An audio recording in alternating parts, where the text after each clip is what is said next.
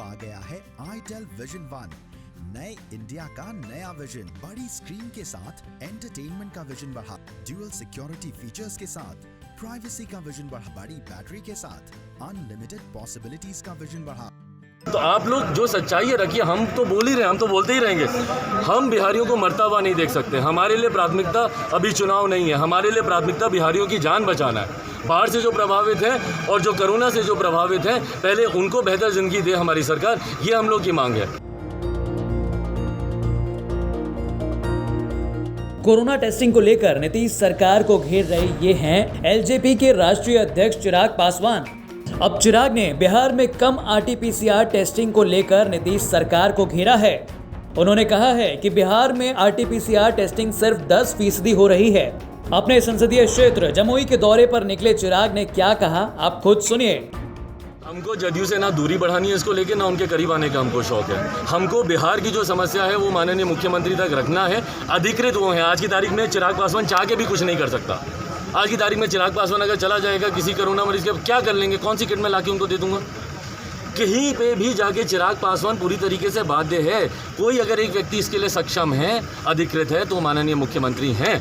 और मेरी जिम्मेदारी बनती है, किसी पार्टी किसी गठबंधन का अध्यक्ष होने के नाते नहीं, मेरी जिम्मेदारी बनती है। आज जब मैं यहाँ जमुई लोकसभा में मैं खड़ा हूँ, तो जमुई लोकसभा का प्रतिनिधित्व करने के नाते मेरी जिम्मेदारी बनती है। और पूरे बिहार प्रदेश की जब मैं बात करता हूँ, तो एक बिहारी होने के नाते मेरी जिम्मेदारी बनती है। इसको पार्टी या दल से जोड़ के मत देखिए। चिराग ने बातों ही बातों में चुनाव को लेकर भी बिहार सरकार पर हमला बोला। बोल रहे हैं मांग कीजिए, हम मांग करते तो कहा जाता है कि हम आलोचना कर रहे हैं। हमको तो पूरा राजनीतिक रूप दे दिया जाता है। आप लोग मांग कीजिए, जो सच्चाई है आप लोग बताइए कि भैया ये समस्या आ रही है, आप लोग के भी संज्ञान में समस्या होगी। आपके एक पत्रकार साथी थे जो इस परेशानी से गुजरे हैं, तो आप लोग जो सच्चाई है रखिए। हम तो बोल ही रहे हैं, हम तो बोलते ही रहेंगे।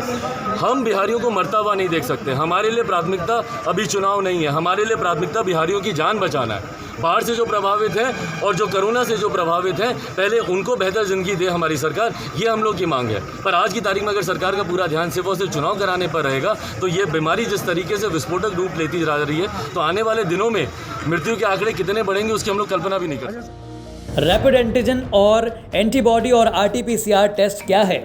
एंटीबॉडी टेस्ट और एंटीजन टेस्ट दो प्रकार के टेस्ट हैं जिसमें कोरोना वायरस टेस्ट किया जाता है। हालांकि एंटीबॉडी टेस्ट में अशुद्धि आने के बाद से इसे रोक दिया गया है। इसके बाद एंटीजन टेस्ट किया जाने लगा है। एंटीबॉडी टेस्ट में ये पता लगाया जाता है कि व्यक्ति के शरीर में रोग प्रतिरोधी क्षमता किस चरण में है। इस टेस्ट को एंटीबॉडी टेस्ट कहा जाता है, जबकि एंटीजन टेस्ट से ये पता चलता है कि व्यक्ति वायरस से संक्रमित है अथवा असंक्रमित है। इस टेस्ट का ये फायदा है कि इसमें तुरंत परिणाम मिल जाता है। आरटीपीसीआर यानी कि real time polymerase chain reaction, इस टेस्ट का प्रयोग किसी भी व्यक्ति के शरीर के अंदर वायरस का पता लगाने के लिए किया जाता है। इसके लिए शरीर के विभिन्न हिस्सों से सैंपल लिए जाते हैं। सामान्य तौर पर nozzle swab, throat swab sample लिए जाते हैं, यानी नाक के म्यूकोज और गले की म्यूकोज के अंदर वाली परत से स्वैब लिए जाते हैं। नेजल स्वैब का सामान्य तौर पर प्रयोग किया जाता है और इसकी संवेदनशीलता भी बाकी स्वैब की तुलना में भी ज्यादा है। आरटीपीसीआर की रिपोर्ट आने में कुछ समय लगता है। इसकी रिपोर्ट 6 से 8 घंटे में आती है और 32% व्यक्तियों को इन्फेक्शन होते हुए भी रिपोर्ट नेगेटिव हो सकती है। इस टेस्ट से केवल ये पता चल सकता है कि कोरोना वायरस आपके शरीर के अंदर मौजूद है। आगे चलकर आपको कितना गंभीर संक्रमण करेगा या आगे चलकर भी इसके कोई लक्षण आएंगे या नहीं।